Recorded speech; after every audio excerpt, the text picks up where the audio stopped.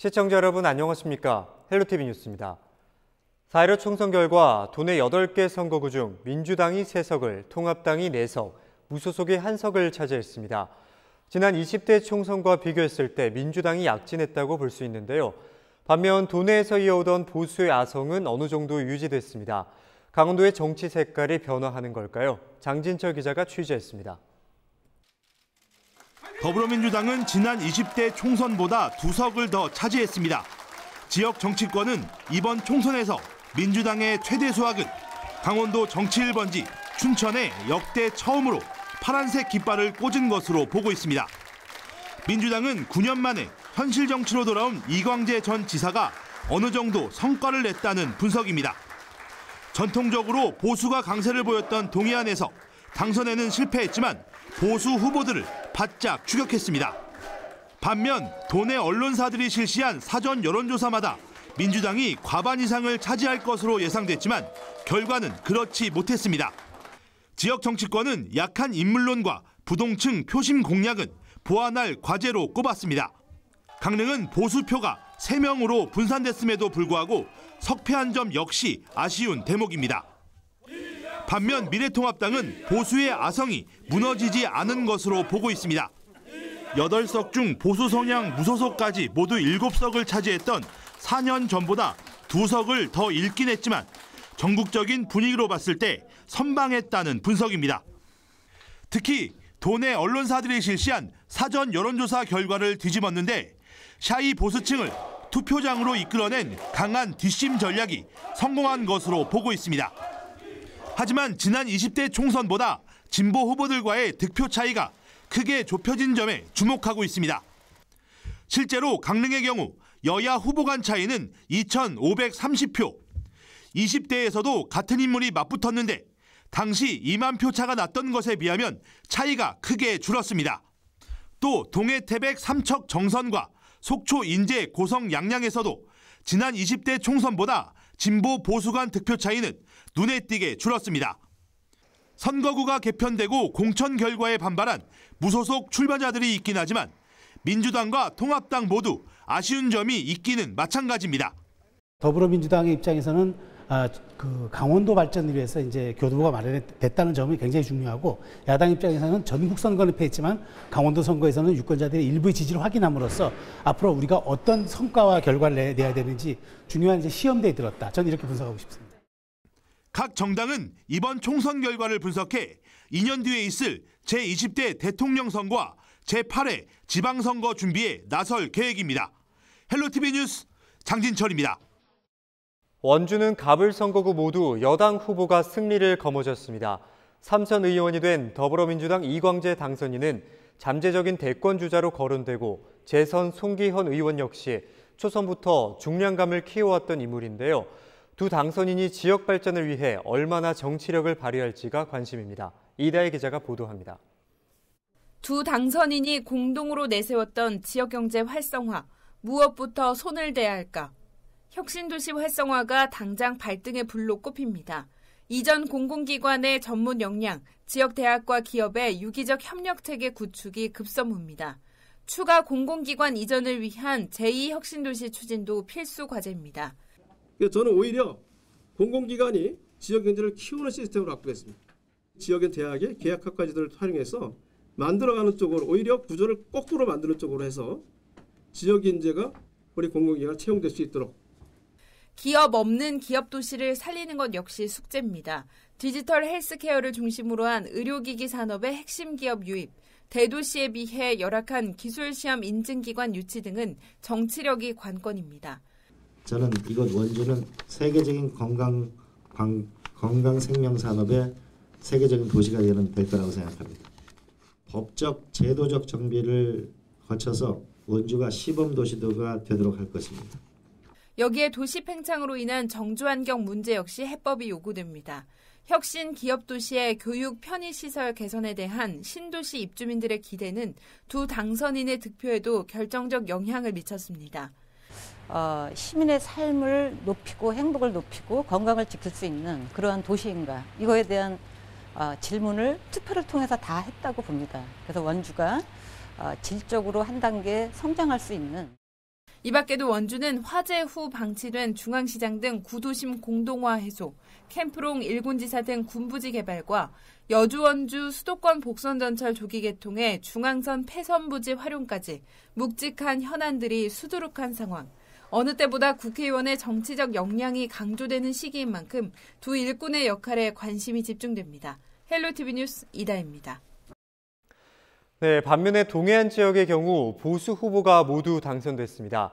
3명의 당선인 가운데 2명은 재선에 성공했고 강릉에서는 4선 국회의원이 탄생했습니다. 이들 당선인은 당내 입지에서도 큰 변화가 있을 것으로 예상되면서 지역 발전을 위한 행보에 관심이 모아지고 있습니다. 박건상 기자의 보도입니다.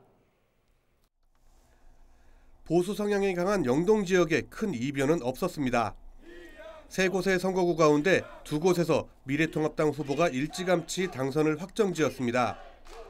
여기에 미래통합당 공천에 반발해 무소속으로 출마했던 권성동 후보가 치열한 접전 끝에 당선을 확정지으면서 영동 지역은 모두 보수 후보들이 당선됐습니다.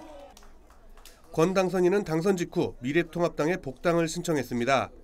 이제 남은 과제는 선거운동 내내 외쳤던 지역 발전입니다.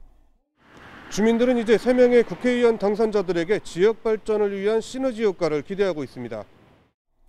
영동 지역 당선인들 중 2명은 재선에 성공했으며 강릉은 4선 국회의원이 탄생하는 등 중진 의원으로서 당내 입지도 그만큼 커질 전망입니다. 초선보다는 다선을 이렇게 선택을 했거든요. 그렇기 때문에 지난 10년간 해왔던 것보다는 2배, 3배의 노력을 기울여야 된다고 이렇게 생각을 하고 있습니다. 그래야 시민들이 여망을 받을 수 있다 이렇게 생각을 하고 있어서 강릉 발전을 위한 사업 예산을 확보하는데 배전의 노력을 다할 것이고요.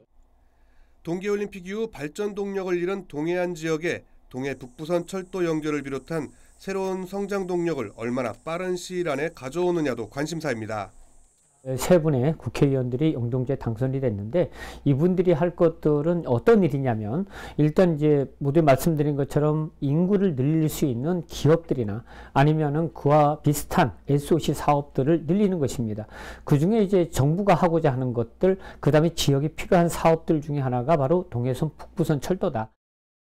4선 중진 1명과 재선 의원 2명을 끌어안은 동해안 지역. 지역 발전의 기대감을 표로 보여준 유권자들이 3명의 중진 의원들에게 거는 기대감 역시 더욱 높아졌습니다. 헬로티비 뉴스 박건상입니다. 제21대 국회의원 선거에서 선거법 위반 사건 31건이 단속됐습니다. 강원지방경찰청은 이번 총선 과정에서 선거법 위반 사건 31건이 접수돼 모두 35명을 단속해 이 중 4명을 기소 의견으로 검찰에 송치했다고 밝혔습니다. 이는 지난 2016년 제20대 총선 당시보다 27.3% 감소했습니다. 유형별로는 선거 벽보 훼손이 9명으로 가장 많았고 선거 폭력 5명, 부정선거운동과 불법시설물이 각각 4명씩, 허위사실 공표 2명 등입니다. 강원경찰은 선거일 이후에도 축하와 위로, 답례를 명목으로 금품 등을 제공하는 불법 행위에 대해서도 단속을 이어나갈 계획입니다.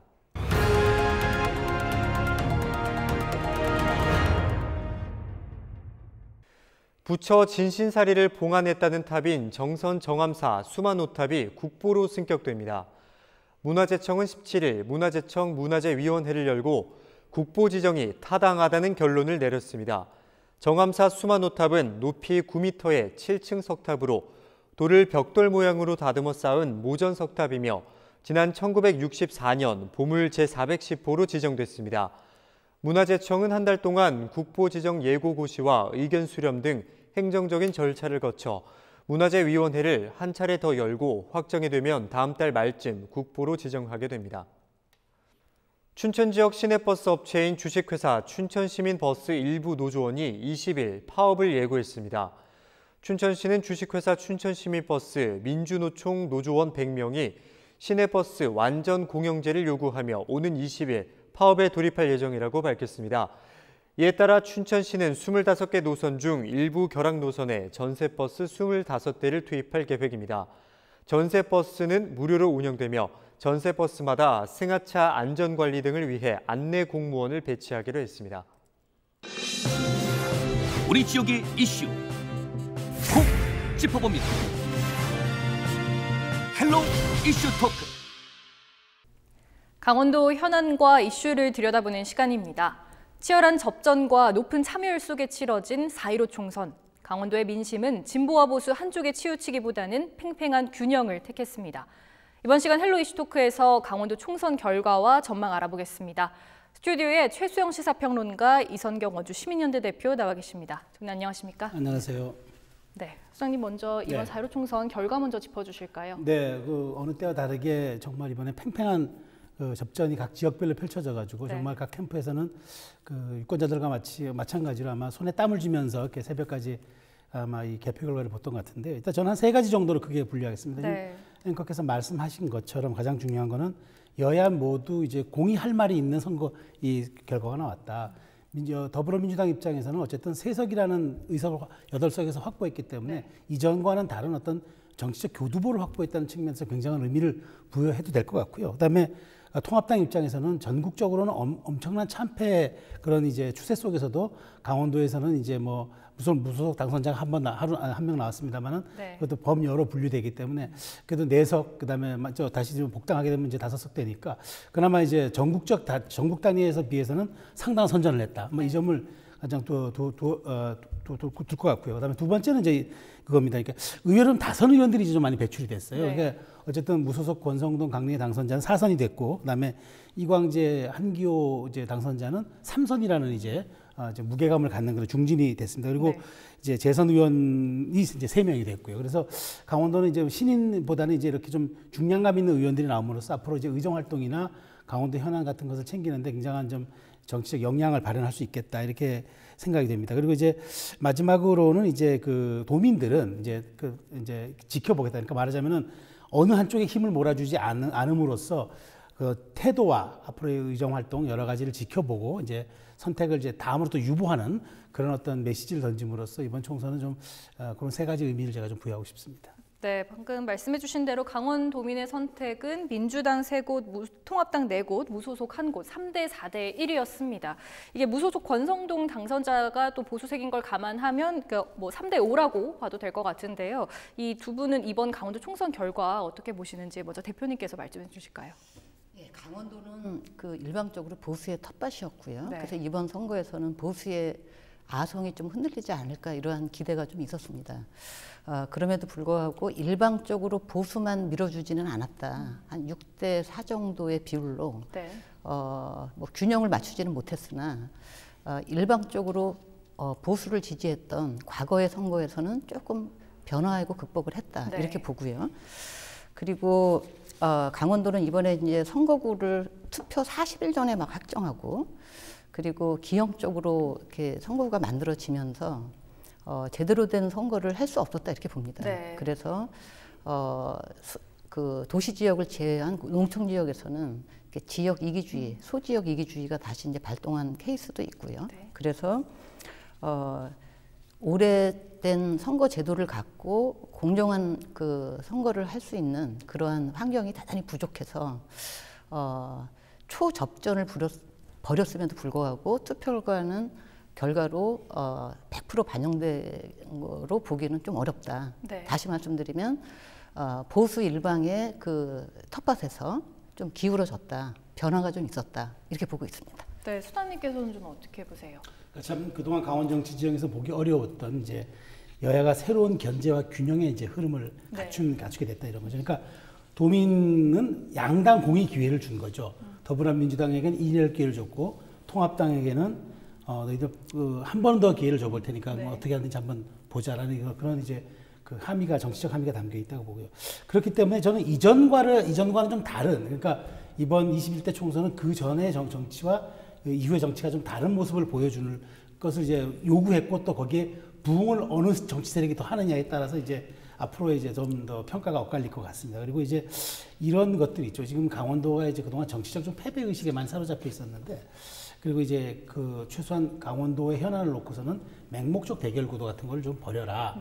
이제 이런 것도 이제 또 던진 것 같습니다. 그래서 이제 더구나 중진들이 많이 나왔기 때문에 어떤 정치력을 이제 발휘하느냐 여부에 이제 강원도의 미래가 걸려 있는 만큼 어떤 이 부분들에 대해서 도민의 뜻을 정말 당선자들은 잘 해야 될 것이다. 저는 그렇게 말씀드리고 싶네요. 네, 그러니까 앞으로 좀 강원도 정치권이 어떻게 좀 변화가 될지 좀 궁금한 상황인데요. 이번 결과를 좀 자세히 들여다보겠습니다. 지금 도내 주요 접전지로 꼽혔던 이 원주와 춘천은 민주당이 좀 압승을 했습니다. 나머지 지역은 보수세가 강했는데 소장님 이 부분 좀 어떻게 봐야 될까요? 저는 이제 이렇게 평가를 놓고 보면 이제 서진 동보다, 그러니까 네. 영서 지역은 이제 진보 세력이 조금 강했던 것 같고 동쪽은 역시 보수 세력이 강했다. 서진 동보라는 말로 제가 표현을 드리고 싶은데, 네. 그러니까 결국은 이제 이 영서 쪽은 이제 제가 보기에 춘천 원주가 수도권과 가깝잖아요. 네. 1시간에서 1시간 반. 물론 강릉도 이제 기차가 KTX 기차로 따지면 2시간 거리지만 우리가 갖고 있는 어떤 심정적 또 물리적 거리라는 게 있기 때문에 그 춘천 원주는 확실히 수도권의 영향을 좀 많이 받으면서 젊은 층 유입들이 이제 진보화하는 데 대해서 굉장한 일조를 한 것 같고, 동쪽은 이제 아무래도 좀 이게 영동에 있다 보니까 네. TK 쪽과 좀 유사한 어떤 정치적 그런 정서를 보이는 것 아닌가. 그런데 과연 이것이 이제 향후에도 추세로 진행될 것이냐, 경향화할 것이냐, 저는 이 부분에 대해서 조금 더 좀 연구가 좀 필요하다고 보는데요. 어쨌든 이제 이것이 이제 좀 정치적인 그동안의 보수 일색에서 그다음에 진보와 보수가 균형을 맞춤으로써 앞으로 강원 정치가 좀 변화할 수 있다라는 어떤 그런 상징성을 보여준 이번 총선이 아니었나. 그래서 영동과 영서의 어떤 표심은 앞으로도 좀 저희가 좀 주목해 봐야 할 표의 흐름들을, 그런 것을 한번 좀 지켜봐야 할 대목이라고 생각을 합니다. 네, 그리고 또 이번에 투표율도 꽤 높았습니다. 당초에 좀 코로나19 때문에 투표에 참여하는 유권자들이 좀 적지 않을까 우려가 나왔었는데 사전 투표율도 역대 최고였고요. 본 투표도 높은 참여를 보였습니다. 이렇게 총선에 대해서 좀 이렇게 많은 유권자들이 많이 참여를 한 좀 이유가 뭘까요? 네, 이렇게 말씀드린 것처럼 코로나에서 시작을 해서 네. 코로나로 끝난 선거가 이번 총선이었다. 그리고 이제 많은 유권자들이 코로나를 경험하면서 이렇게 건강 문제, 네. 그다음에 국가의 그 위기를 어떻게 해결하고 대처하는지, 어느 정치 세력이 우리의 안전을 담보할 건지, 이러한 고민들을 많이 했다고 봅니다. 그래서 그 투표율에 그 변동이 있지 않았나, 네. 역대 이래 최대의 투표율이 되지 않았나 이렇게 보고요. 그리고 또 하나는 강원 지역의 이제 도시 지역. 네. 특히 영서의 춘천과 원주에서 주요 도시에서의 세석을 그 민주당이 획득한 것은 유의미한 변화다 이렇게 봅니다. 19대 총선만 해더라도 여기는 다 보수 지역이었고 한석도 이렇게 그 민주당 네. 의석이 없었던 그런 지역인데 이번에는 변화가 있었던 거고요. 특히 원주에서는 이광재 후보가 선거에 나온 그 효과가 좀 있었던 것 같고요. 그리고 춘천은 선거 막판에 이렇게 막말 파동이 있었고, 네. 그리고 보수의 아이콘이었던 후보가 이번 선거를 통해서 투표로 심판을 받은 그런 케이스는 놀라운 변화다. 다만 이러한 도시 지형에서의 유권자의 표심이 대관령을 넘지 못한 것, 네.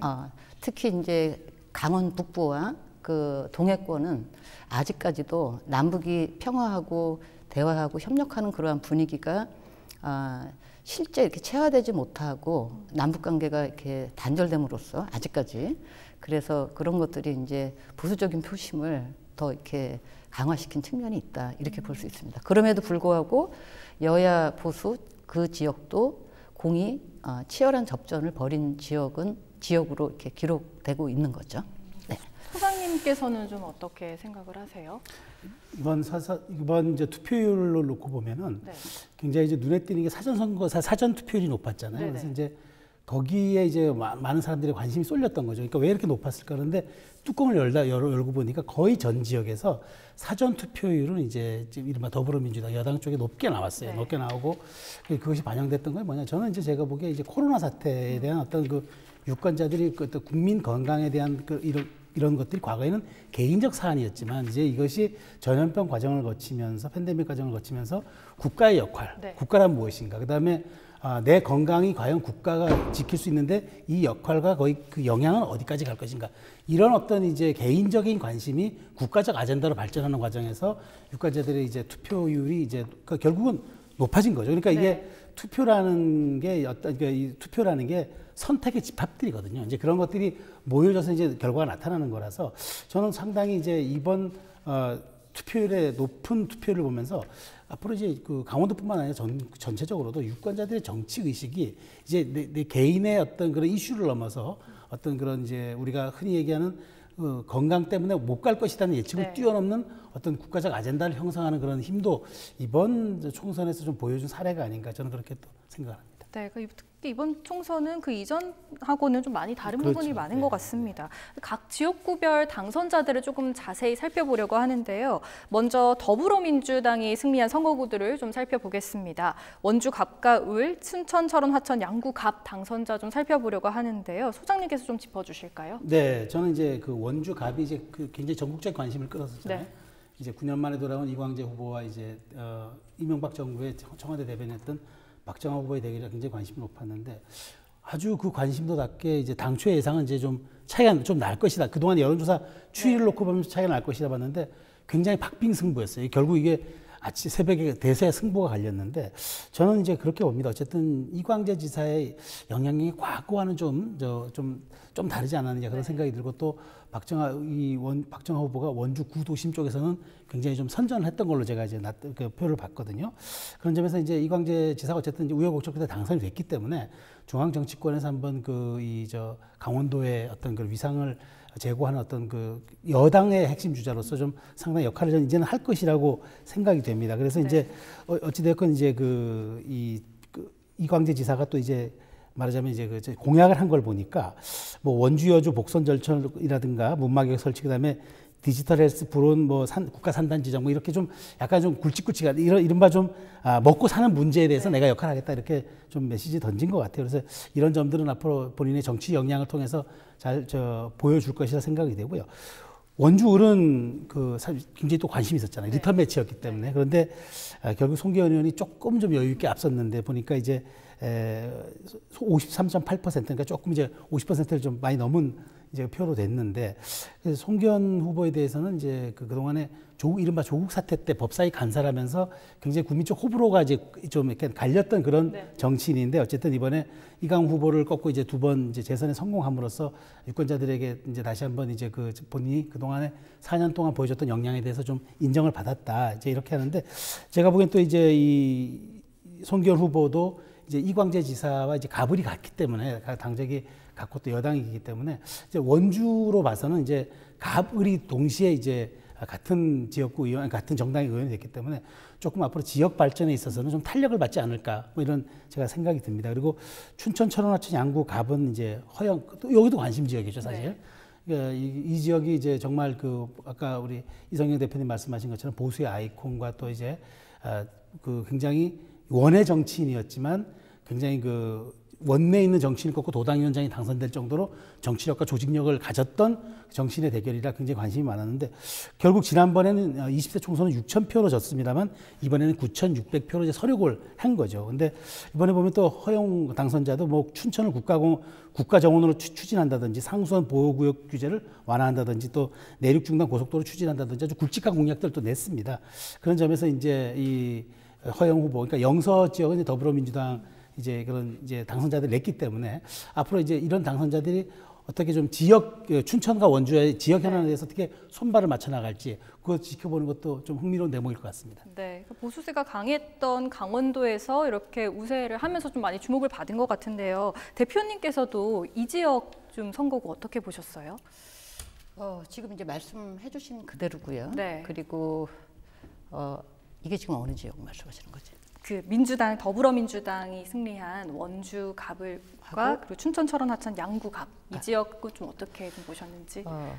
네, 상대적으로 이제 도시 지역이다 보니까 중간층이 투표에 많이 참여한 케이스가 눈에 띄고요. 네. 그리고 이제 젊은층도 농촌 지역보다는 많고요.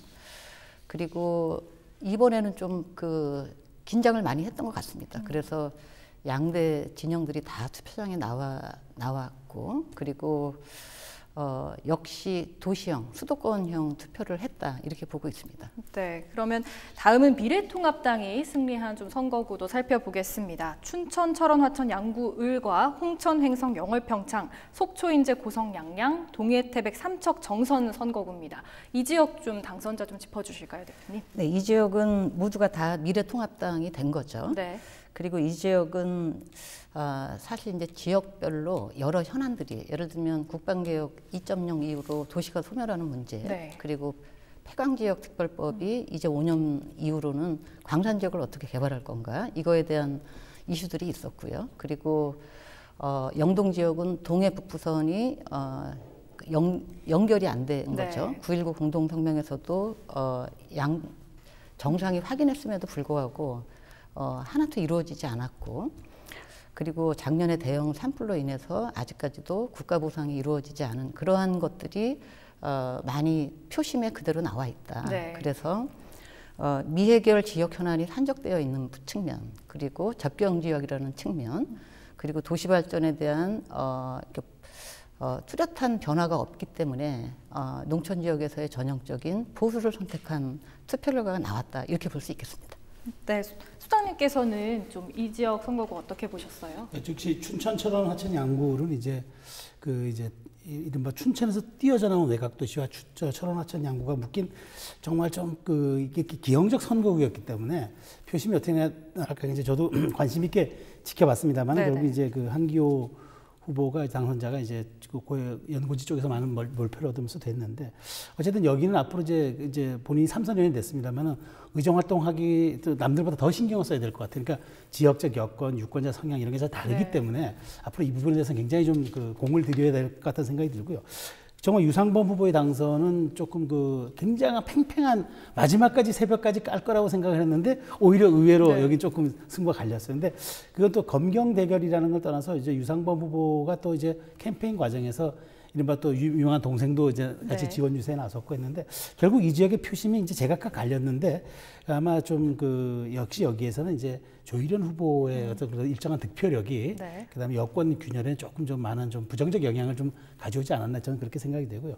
이제 속초, 인제, 고성, 양양도 관심 지역이었는데, 저는 여기서 또 느껴본 거는 비록 낙선했지만 이동기 후보의 득표력도 아주 만만치 않게 나오기 때문에 앞으로 이양수 후보가 이제 이쪽에 이제 설악권에 대한 이제 어떤 발전 전략을 낼 때 이제 그쪽에 대한 반대 지역에 대한 경청도 많이 하면서 또 이제 본인의 이제 앞으로 재선 의원으로서 대단한 성과를 좀 내야 되겠다, 이런 생각도 이제 많이 해야 될 것 같아요. 이제 결과로서 얘기를 해야 되는 이제 그런 이제 재선 의원이 됐기 때문에. 그다음에 이철규 당선자도 뭐 역시 거기에도 이제 또 아무래도 동해 삼척이라는 이제 그쪽 영동 쪽 지역이 상당히 강세를 보임으로써 이제 이철규 후보도 이제 재선 반열에 올랐는데, 앞으로 이제 여긴 또 이제 말하자면은 여기가 야당 후보들이 됐기 때문에 또 여기에 대해서 이 야당 후보들한테 공동보조, 영동 지역의 공동보조가 또 어떻게 진행될 것인지 이것도 한번 좀 관심사가 될 것 같습니다. 네, 그리고 마지막으로 또 무소속으로 도전해서 4선이란 기록을 세운 강릉 선거구의 권성동 당선자도 좀 한번 짚어주실까요? 네, 정말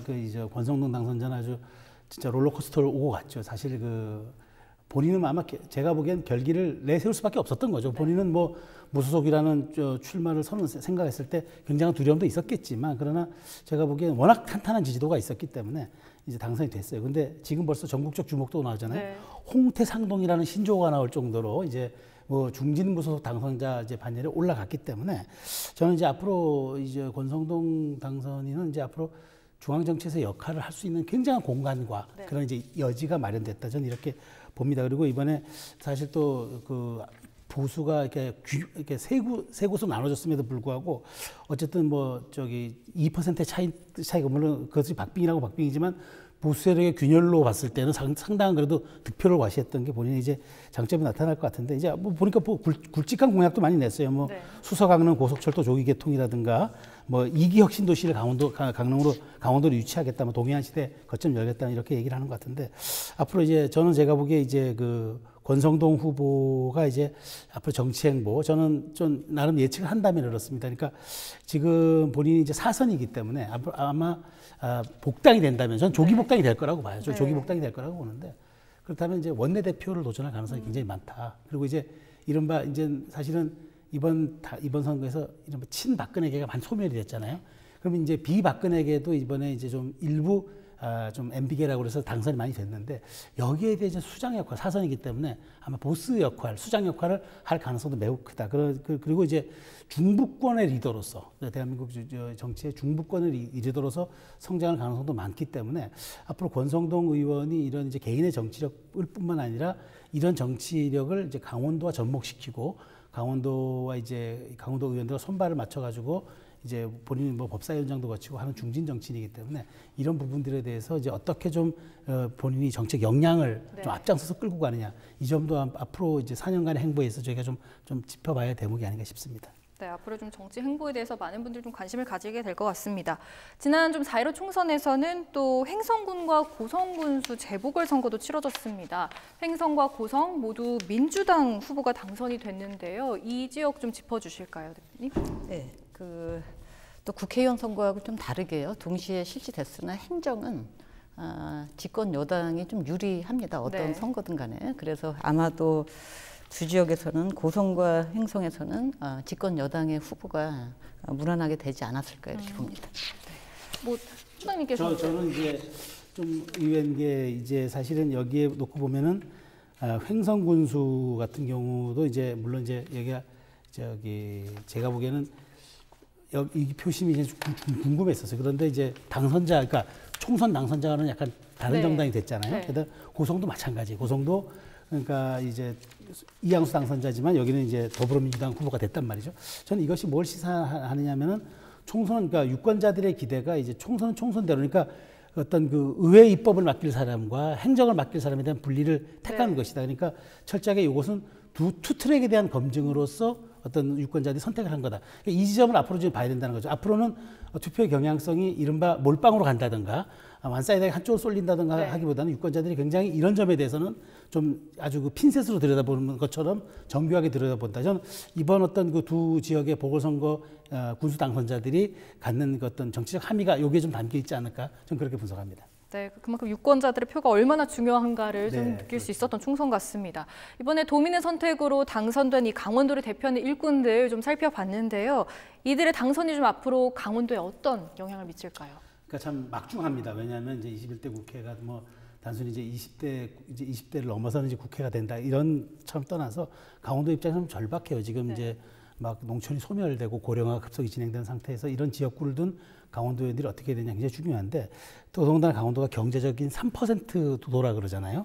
근데 국회의원들도 사실 비율을 놓고 보면 3.16%라고 그러더라고요. 그러니까 이런 여기를 이제 넘어서는 정치를 어떻게 해야 되냐. 그러니까 저는 이제 바라는 게 이렇습니다. 그러니까 일단 기본적으로 지역구에만 너무 함몰되면 안 된다. 거기 함몰되면은 본인들이 이제 그 굉장히 이제 좀 좁은 영역의 정치를 할 수밖에 없고, 그다음에 좀 여야 당파를 늘 하던 얘기입니다만은 지금 21대야말로 여야 좀 당파를 초월해서 강원도 현안에 대해서는 정말 공동의 목소리, 그다음에 함께 같은 목소리를 좀 내야 되고, 그다음에 결국은 이제 국회의원이라는 자리가 지역을 대표하지만 또 헌법기관이잖아요, 개개인이. 그렇기 때문에 도세가 약한 이제 강원도에선 유일한 대외 창구다라는 어떤 이런 막중한 책임감, 사명의식 이런 걸 좀 가지고 정말 8명의 당선자들이 앞으로 이제 어떻게 이제 이 좀 그 강원도에서 일하냐, 패러다임의 좀 변화를 가져와야 될 것 같다. 그런 전 고언을 좀 드리고 싶습니다. 네, 대표님께서도 이번에 당선된 21대 국회의원 그리고 자치단체장들한테 바라는 점 그리고 당부하고 싶은 말씀 있으실 것 같습니다. 네, 이번에 이제 정치 지역이 좀 변화를 했기 때문에 특히 강원도는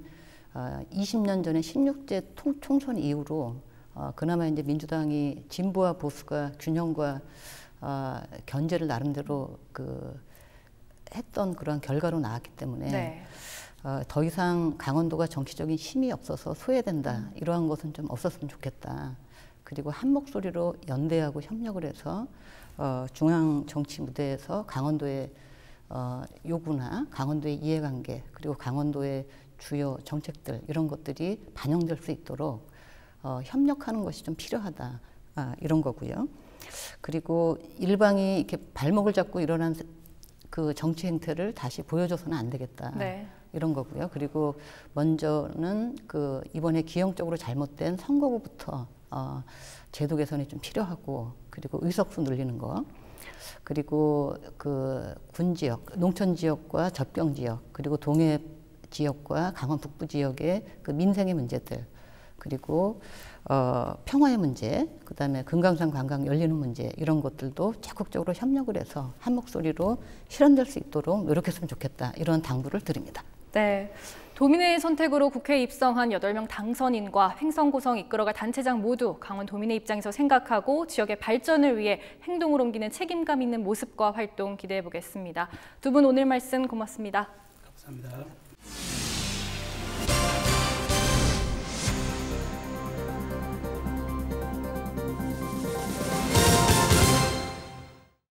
네, 이상으로 뉴스를 마치겠습니다. 헬로티비 뉴스는 지영민과 함께합니다. 함께해 주신 여러분 고맙습니다.